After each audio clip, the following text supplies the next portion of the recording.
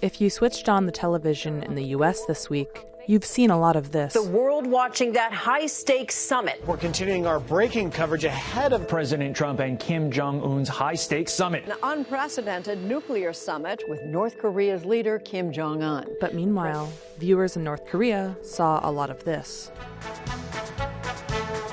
The Sunday broadcast was much the same as every Sunday.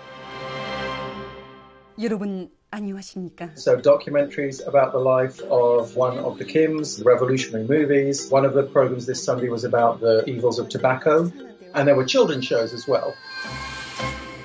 Normally, North Koreans don't see anything in real time about any foreign excursion by the supreme leader. There's normally nothing until after he has come back to the country. In a country built on controlling the flow of information, the state-run media apparatus holds all the power.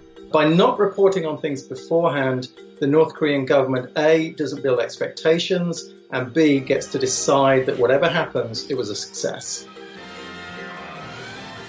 But on Monday morning, North Korean state media did something unheard of.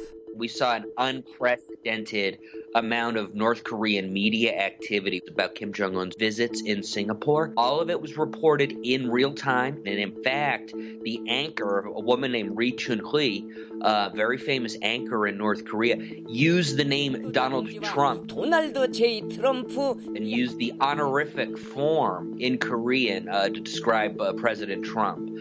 So this is unprecedented. This giant departure from tradition is part of a bigger seismic shift.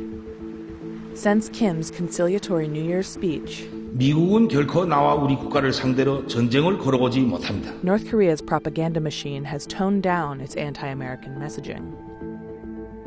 Broadcasts like this one 미국의 늑다리 미추광이를 반드시 불로 다스릴 것이다. have become less frequent. And so have North Korean propaganda leaflets like these dropped over South Korea. They had been depicting Donald Trump and U.S. allies in a hostile light.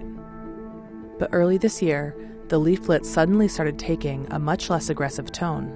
A lot of messages about reconciliation, unification, peace, etc. And there was even a Olympic-themed one which showed the Olympic mascots, and they genuinely looked like they could have been from South Korea. And in April, when both Koreas agreed to cease all propaganda initiatives, the flyers stopped altogether. But time will tell whether a friendlier tone in North Korea's propaganda will translate into a shift in Kim's policies.